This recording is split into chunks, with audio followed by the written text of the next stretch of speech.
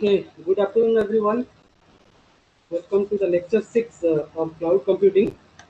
Last class, we discussed about three important features of distributed computing and cloud system. One is called as performance, second one is security, third one is called energy efficiency. In today's class, we will continue that.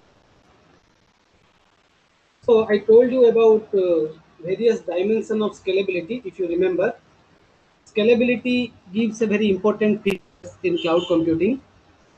Like scalability provides resource expansion or sinking of the resources based upon the load. Like I gave one very important example. Like suppose Flipkart is launching some sale, so they are increasing number of server from usual server to a very big number, right? Again, once the sale is over, what they are doing, they are into the as usual server. Okay, whatever servers they are using in a daily basis, in the sale time they are increasing the server. Why they are increasing? Because the number of buyers visiting the website is more, right? That's why scalability need to be a important features of. So as and when you require the resources and the amount of resource you require, both can be provided by cloud at any point of time. So scalability of these various types. Last class I told you about two different scalability. Today we'll discuss about the application scalability. General application is represented in the form of a directed acyclic graph, whatever you have studied in the data structure. So this application, one, if two applications have the same style, if you assume that if two different applications you have, two different applications for them does not mean that the amount of computational resources required to run that application will also be same, right? Because they may follow the same structure, but the computation time, communication time among the nodes, in one case it is more, one case it may be less. Ability says that you have to see the problem size in terms of the times, right? It may be computation, communication time, IO time, processing time, execution time, everything you need to consider. Or you have to make a user application with machine specification in order to say that how much time it will take to execute a particular task in the cloud. That's why based upon the problem size, you have to specify the machine size. That's why it is saying matching problem size scalability with machine size scalability. Problem size will be determined by the user, or user will submit the application to the cloud. On side, on the cloud side, cloud is going to provide you the resource. That is your machine size.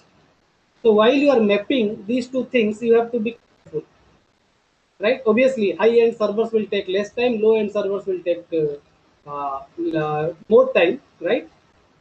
But you have to what kind of problems you can map to a particular resources in order to avoid unnecessary delay. Similarly, if you see about the technology scalability focus on three different factors. One is your time, another is your space, another is your heterogeneity. Heterogeneity is nothing but variety. You know, with respect to time, the motherboards are changed, the hard disk is changed, RAM size is changed, or you can say the type of interface used in computer system is also changed. Similarly, here it is listed as supply required to computer system is also changed. Okay, the capability to tolerate different type of fluctuation of power is also changed. Packaging the system also changed, and cooling is most important factor in the case of data center, that is also changed. Okay, so as it is changing with to time, so how you can compensate the user application, or how you can deploy the user application irrespective of focusing on such type of infrastructure.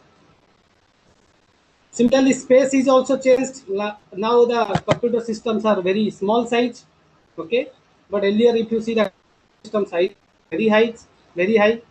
Today's computers are more portable in comparison to the previous one, right? So with respect to space also, the scalability is coming into picture. Last one is your heterogeneity. I told you grid support heterogeneous machines or heterogeneous nodes.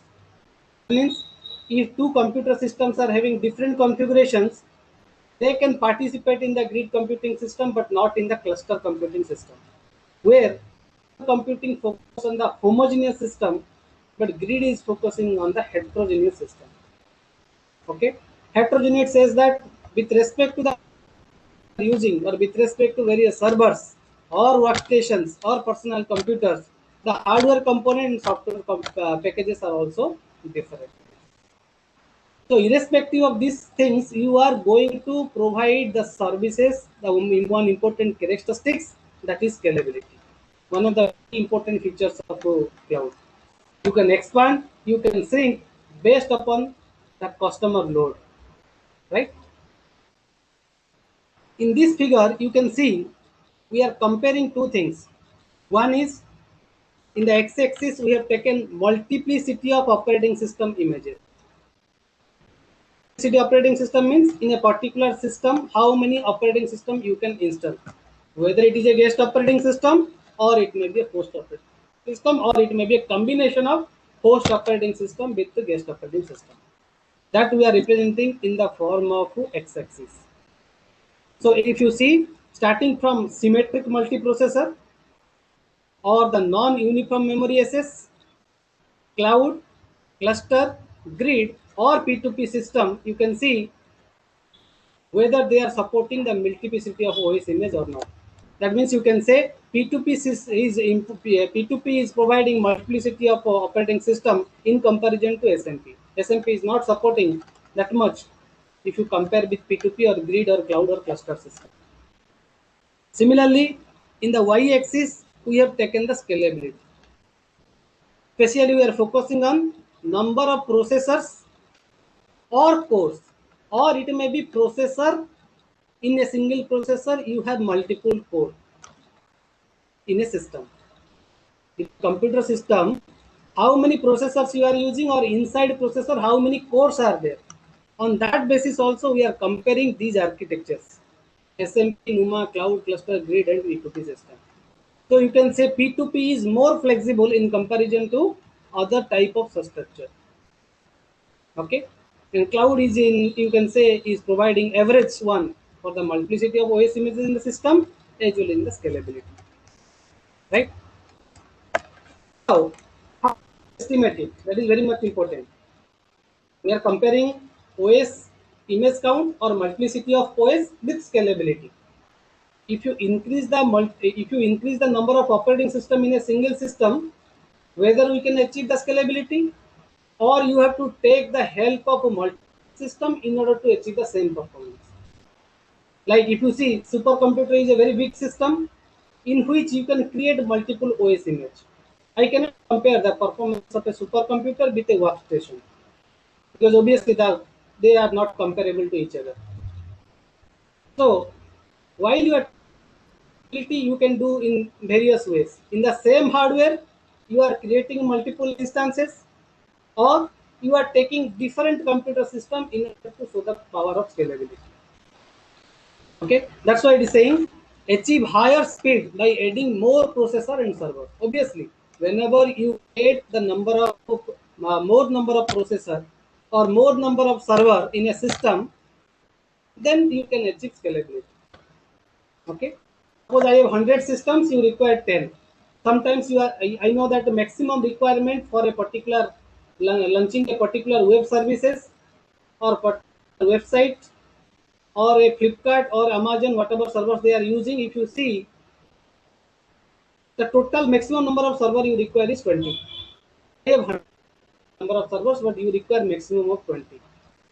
So I will tell these service provider, okay, these you can say these Amazon or Flipkart, I can tell them that you can expand the services as much as you require, because I know that the maximum requirement is 20, my availability is 100, which is 5 times than the maximum requirement. Once the load will be increased close to 100 in some day, maybe after 20 years, 30 years. I will increase my infrastructure. I will increase my infrastructure so that irrespective of the application, I can fulfill the demand. Right? So if you see OS image, number of independent operating system image, independent, while you are saying independent, we are generally focusing on the host operating system, not the guest operating system. Although we can install the guest operating system on top of the host operating system in order to achieve the power, but here we are talking about independent OS images, right? That we can do. If a single hardware is not properly utilized, then I can install multiple operating system, and that operating system can be delivered through virtualization technology. So if you go for the symmetric multiprocessor server, it utilizes the single system image, okay, and it is integrating all the nodes, and it is treated as a single node. If a large cluster which comprises of 100 and 200 nodes can be treated as a single node. That is done by the help of symmetric multiprocessor. One, non-uniform memory access supports multiple operating systems to run at the same time. As a typical example, you 2048 processors running 32 SMP operating systems. So total number of processors is 20. Okay, they are running. They are taking the help of the symmetric multiprocessors so that we can run 32 SMP operating systems, or we can create more operating systems as well based upon the requirement of the user. In that context, you have to think when a user is specifying a particular demand, how you can expand your infrastructure, how you can go for multiplicity of the operating system in order to fulfill the demand. Based upon this case, whether we will expand the computer system or whether a particular system is capable to do a particular work or not, based upon that a set of laws are there. We will discuss two different laws specifically in this topic. One is called Amdahl's law. So there is a lot of mathematical calculation. Let us concentrate on this so that I will tell you also some numeric example so that this mathematical complexity can be avoided. So this law says that given a program on a uniprocessor workstation, uniprocessor means you have only one processor, okay, in a workstation, and you want to run a, let's say, computer program or a C program or C++ program, and this workstation will execute it. So total execution time required to run that program is T minutes, capital T minutes, right? There is a uniprocessor workstation, and in order to execute a work in this workstation, you require how many minutes? T minutes you require. Then there is a question will come. In these T minutes, whether my program is sequential or my program is parallel. Because in that context, I can see efficiency of my system. Okay. So let it be few parts of the program is parallelized, few part of the program is written in such a manner that even if multiple processors are there, they cannot run parallel. Means that is a sequential one. You are bound to follow a particular sequence. That here the assumption they have taken, a fraction alpha of the code must be executed sequentially. So whatever code you have written, alpha amount of code, if you divide the code into two parts, not 50-50, okay, it may be anything. That's why they have taken a variable alpha. Alpha part of the code you need to execute sequentially. Go for parallel programming, go for parallel processor, it will not work. Sequential bottleneck. The next statement is dependent on the execution of the first statement. Second statement is dependent on first. Third statement dependent. So we cannot violate their sequence. So that is called as your sequential bottleneck. However, if this part is sequentially, what about 1 minus alpha? If I assume total code is 1, so it is saying 1 minus alpha of the code can be compiled parallel execution by how many processor? N processors. So this 1 by 1 minus alpha can be done by n processor. This alpha will be done by one processor. Means if you have n processor also, only you will take the power of only one processor in order to execute the alpha amount of work. But whenever you go for 1 minus alpha amount of work, then you can do so that n processor can run concurrently or simultaneously. So if you see the total execution time of the program, I am running sequential, that is alpha part, into time unit t. Similarly, 1 minus alpha part also in the t unit of time, but it is supplemented by your n processor. N processor is executing 1 minus alpha amount in t minutes.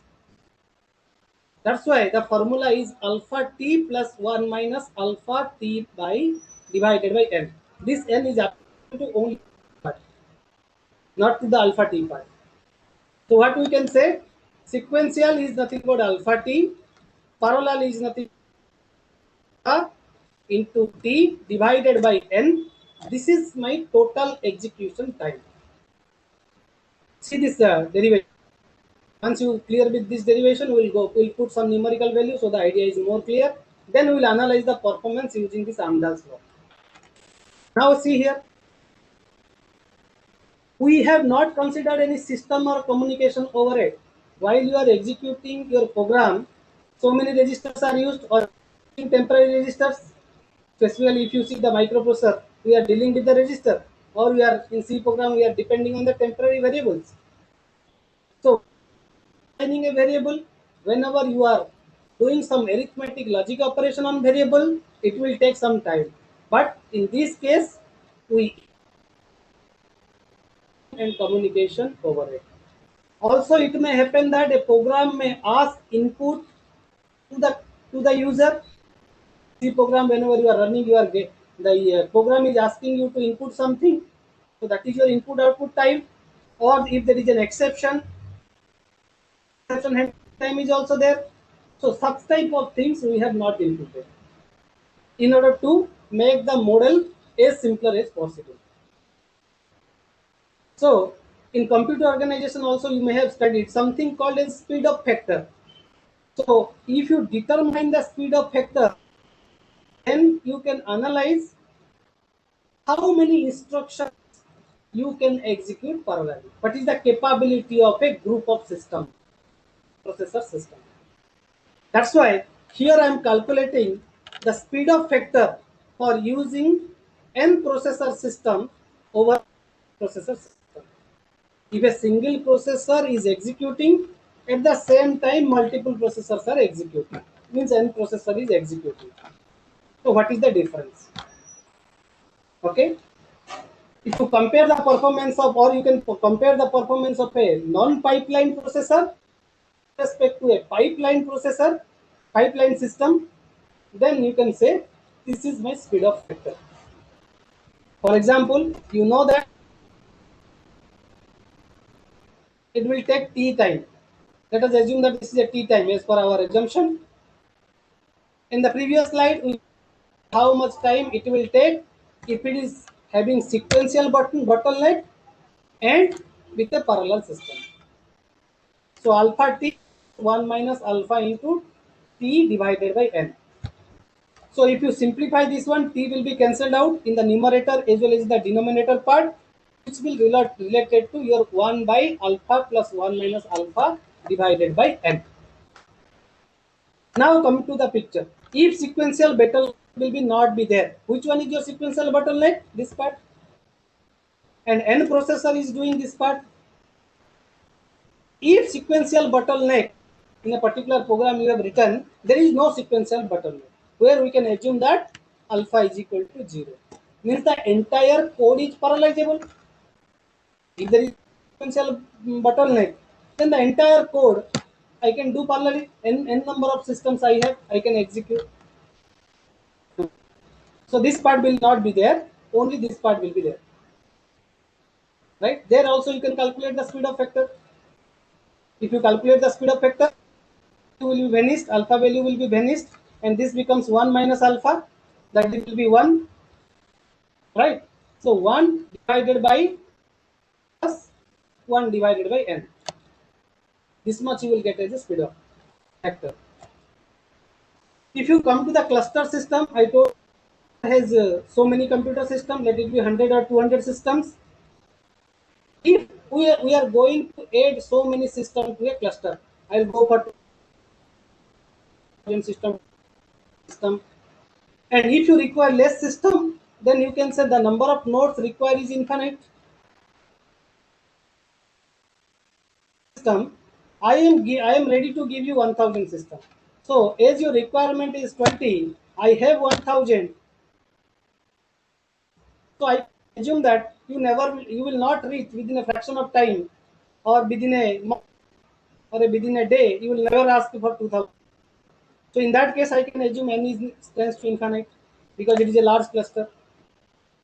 If it is a large cluster, if this part is infinite, then what happen?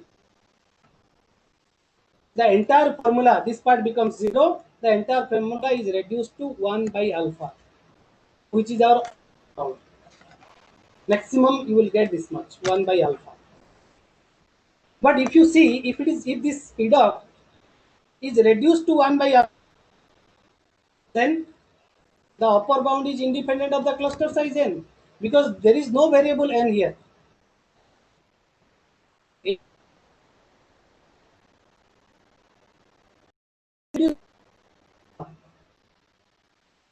So what you can say, whatever formula you have, that is in n. Let us see a small example so that the idea will be clear. The same thing whatever we discussed in the previous two slides will numerical. Let us take the maximum speed up achieved is, let's say, 4. Maximum speed up you can achieve is 4. That is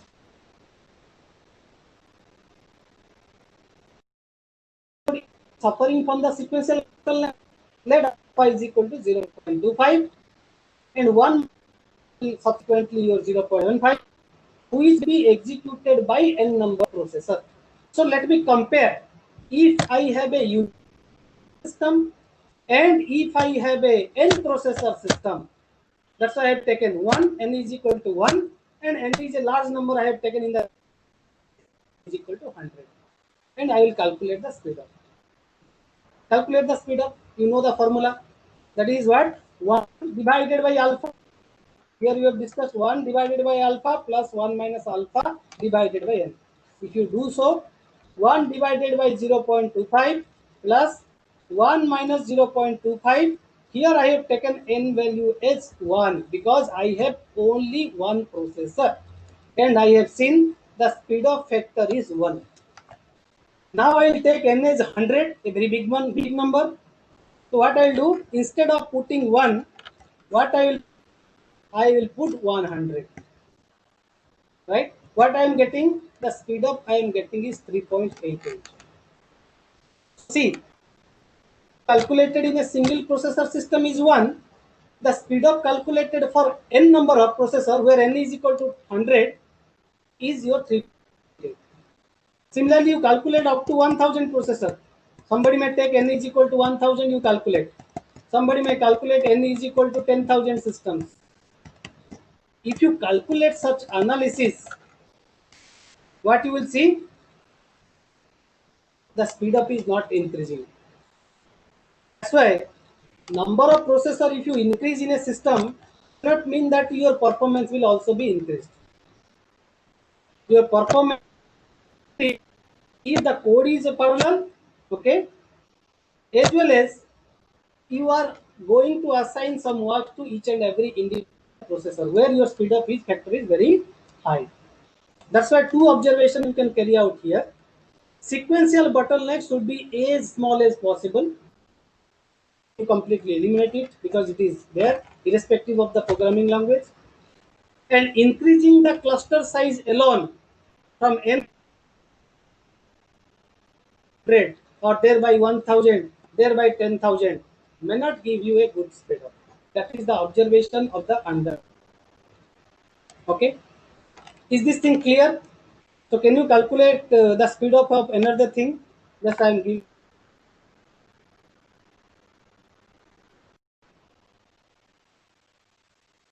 Alpha is equal to 0. And n is equal to 100.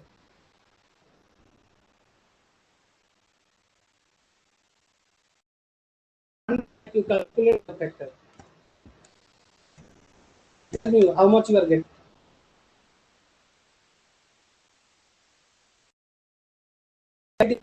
Box.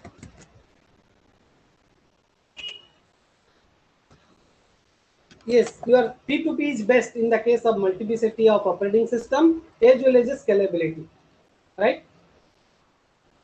Systems, whatever used in the cloud can integrate the cluster grid as well as the P2P system in order to achieve that power. Not be the overload among parallel programs. Yes, it is there.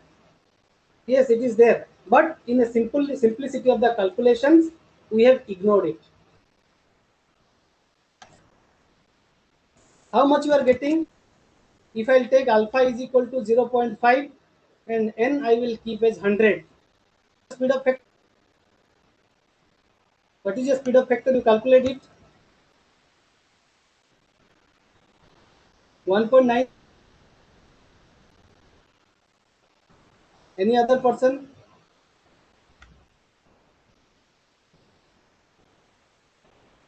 Students are there. Need minimum 20 answers.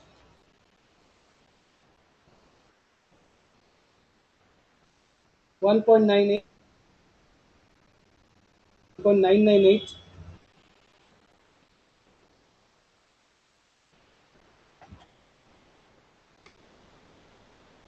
1.99.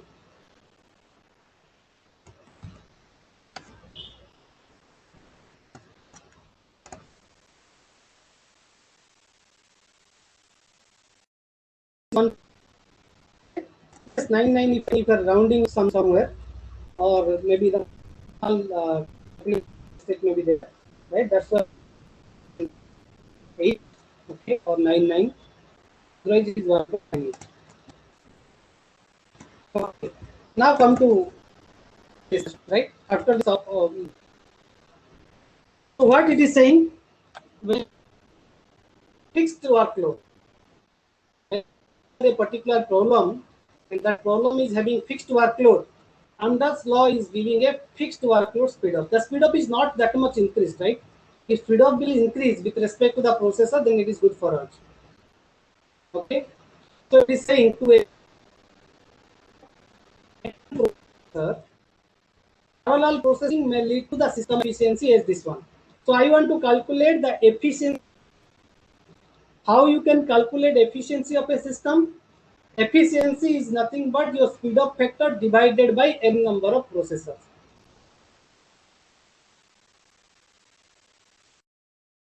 Very you can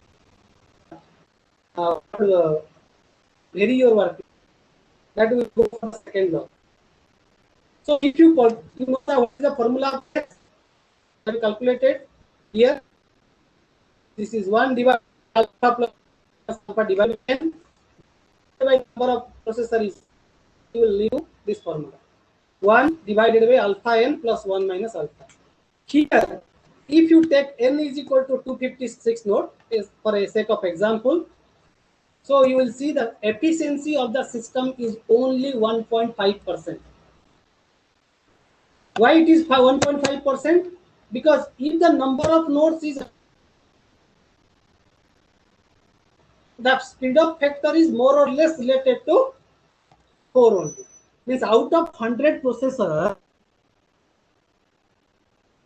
busy, rest processors are completely idle. That's why the system efficiency is not good. Even if you can put result here, if you take here instead of n is equal to 100, if you take 256, then you can calculate the speed up factor. You will see the speed up factor is not that. Only rest are not getting the work due.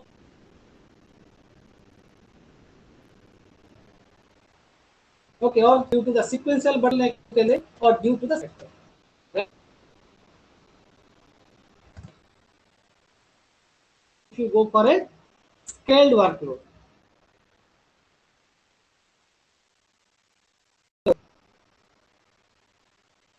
Which is very famous nowadays, Gustav law, right? It is dealing with the scale workload speed up. Here we have taken the speed up as S dash. Okay, previous one is we have considered as a S for the fixed workload. Here we have considered S dash. So let us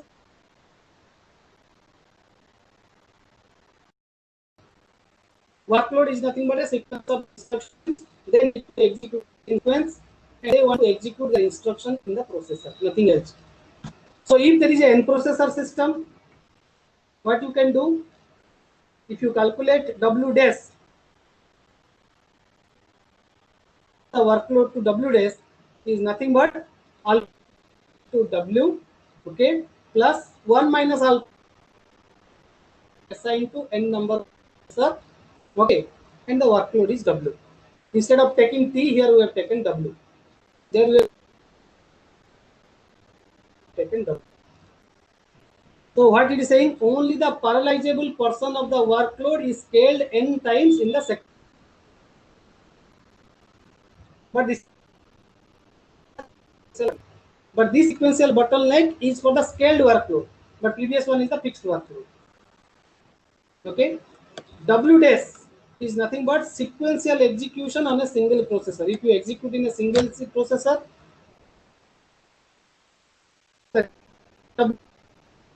okay, and you have n number of processors, then you can execute 1 minus alpha word further.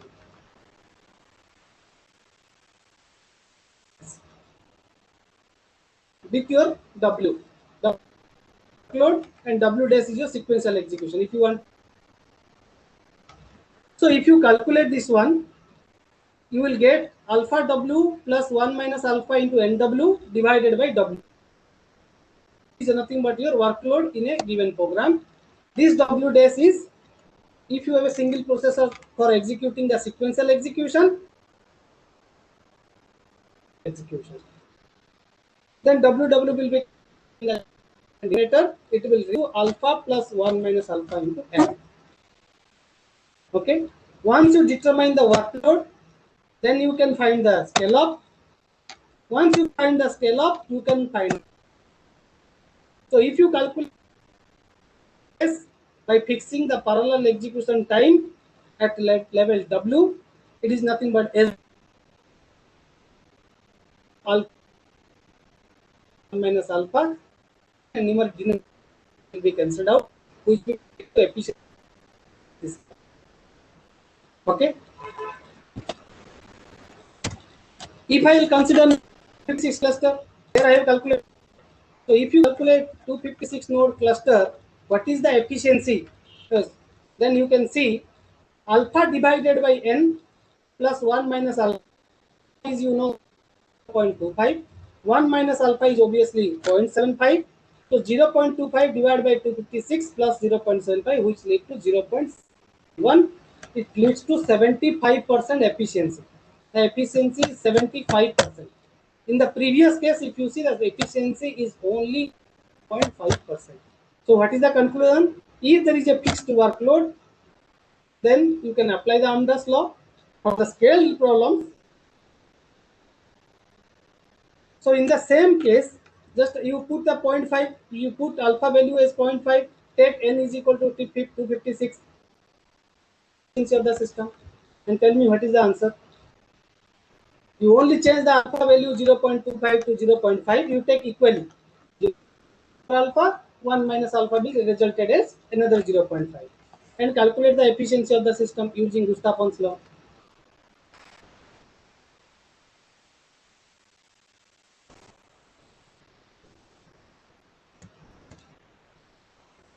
There is a question that what is the optimum reducing sequential bottleneck?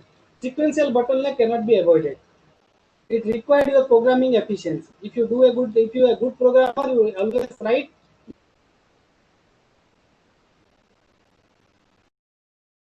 practically saying 100% not possible. Calculate efficiency of the system. I am not asking you speed up. You calculate the efficiency of the system, E dash. where you put alpha value as 0.5, 1 minus alpha value as another 0.5, and n is you take 256.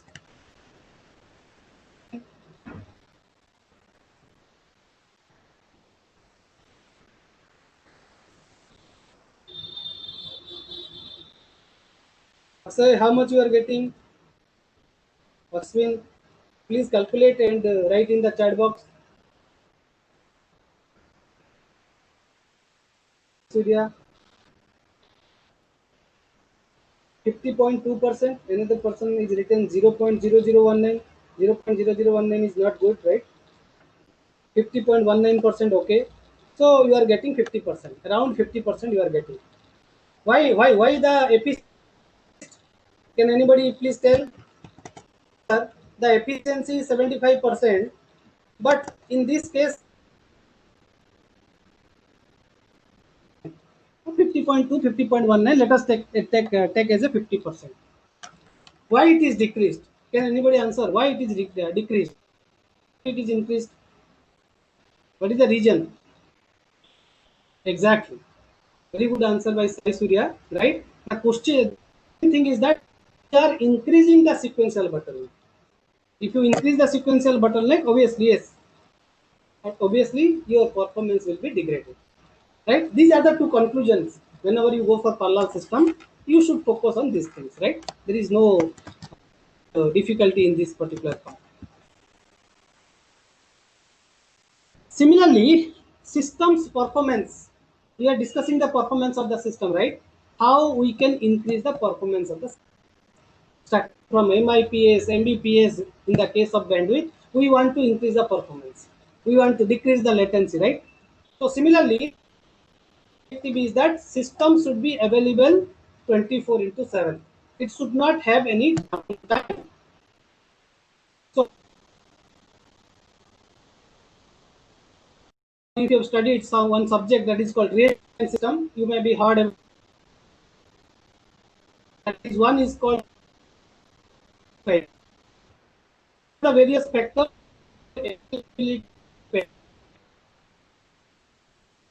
one is called as mean factor. Suppose starting system time, it is morning 9. Let's say September 7. I want morning 9 of October 17. In morning 9, there is a failure of the system. So what you can say, the mean time to failure is nothing but the duration where you have started and where you have detected a particular fault or failure. Because hardware may be failed, software may be failed, your system may be failed, due to cooling also your system may be failed. So you have to calculate mean time to failure. Fail. Immediate, so that sometimes should will happen, try to repair the system. That is called as time MTTF.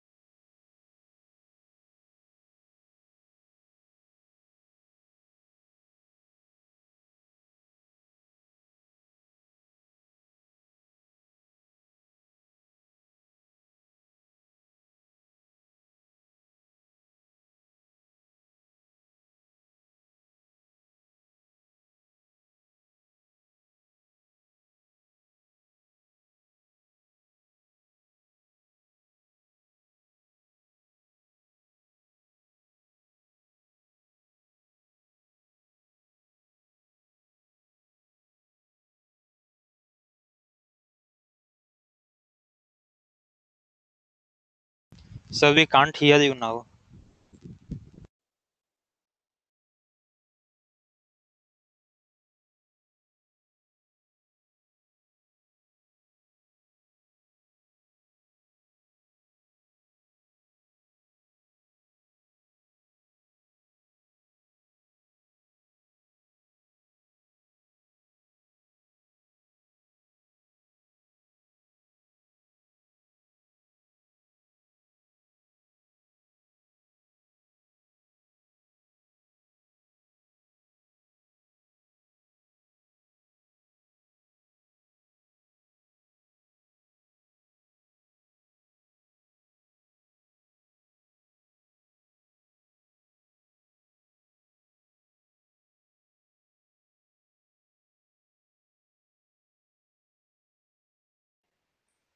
Uh, can't hear you right now.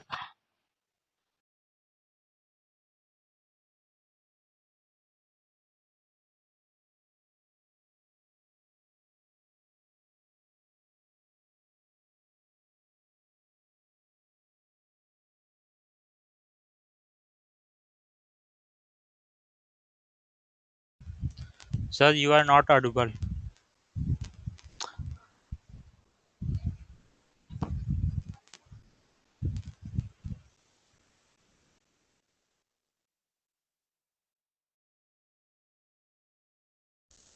Ashwini, you can call to sir.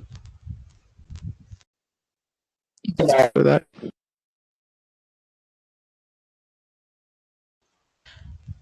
You have number?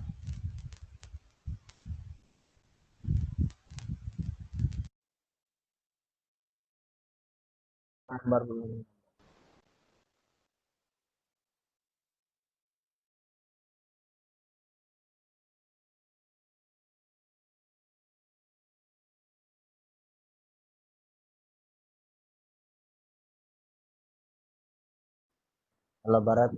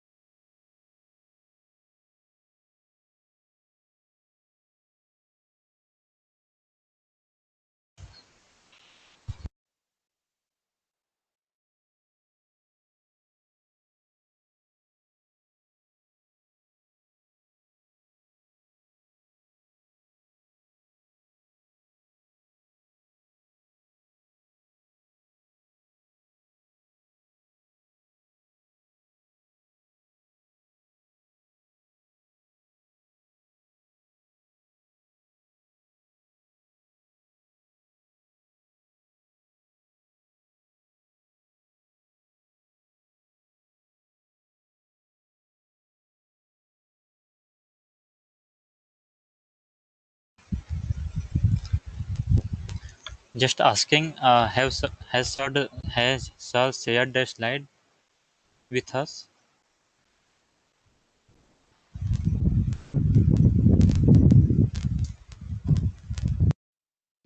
For this presentation, Yes.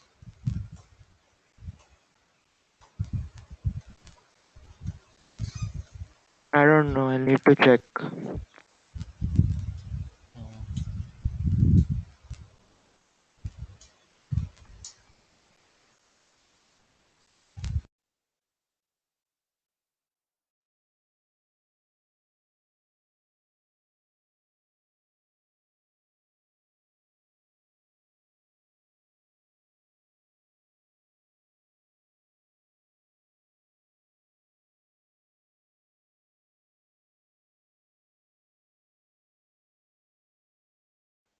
Sir, you are not audible.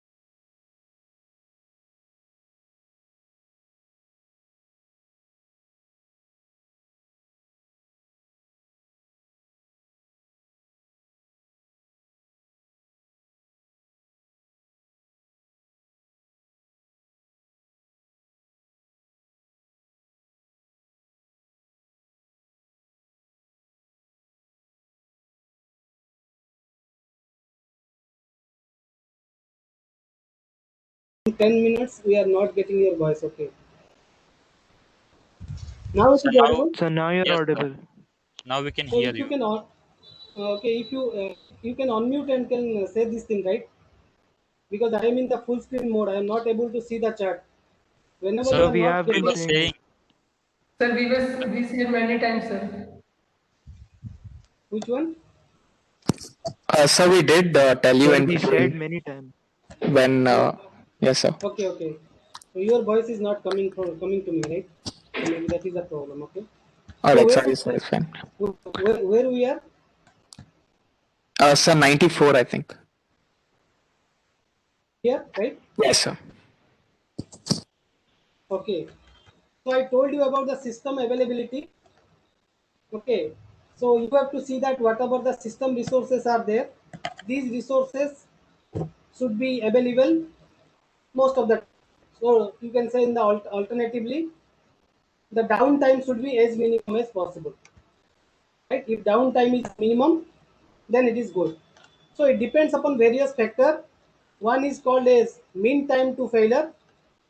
Mean time to the failure says that once you start a particular system, till the time the first failure happen. For example, you have started a system today. In the next month, say today is 17 September, and 17 October morning 9 there is a failure. So from the start of the system to the first failure is stated as mean time to failure. So which need to be maximized. On the other hand, mean time to repair. Mean time to repair means if a system is failed, how much time is required to repair that system. Always we are running the backup system, it's okay. But once a system is failed, how much time is required to again active that system? So it should be as small as possible. So once you calculate this mean time to failure, and mean time to repair, you calculate the system availability. System availability you can calculate by MTTF divided by MTTF plus MTTR. Or in order to design any kind of system, whether distributed system, cloud system, or any kind of system, you have to ensure that there should not be a single point. Like if you see in the case of star topology, there may be a possibility that there is a single point failure. If a single point failure will happen, it will collapse the entire system. That's why the rule of thumb says that the system is maybe a dependable computing system with no single point of failure. Systems may collaborate with each other. They can share the resources in order to get a particular job done, but it has to ensure there is no single point failure. Okay, so cluster computing, if you see, it is providing you high availability with failover capability. If there is a failure is detected, then you can move from one system to another system so that the service interruption is there. Right? That is our objective. And if you see here you will see several systems like we discussed: symmetric multiprocessor, NUMA, cloud, cluster, grid, massively parallel processor, and P2P system. They are compared in terms of two things. X-axis represent the number of processor or core. How many processor or how many cores are there, or how many processor into core are there, versus we are calculating their availability of the system. So if you see, cluster grid is having more availability in comparison to others, and P2P network MPP is having more number of processor cores. Or I told you in previous cases that we are using NUMA processor, 2048 NUMA processor. On top of 2048 NUMA processor, we are installing 32 operating systems. So here we can increase system size.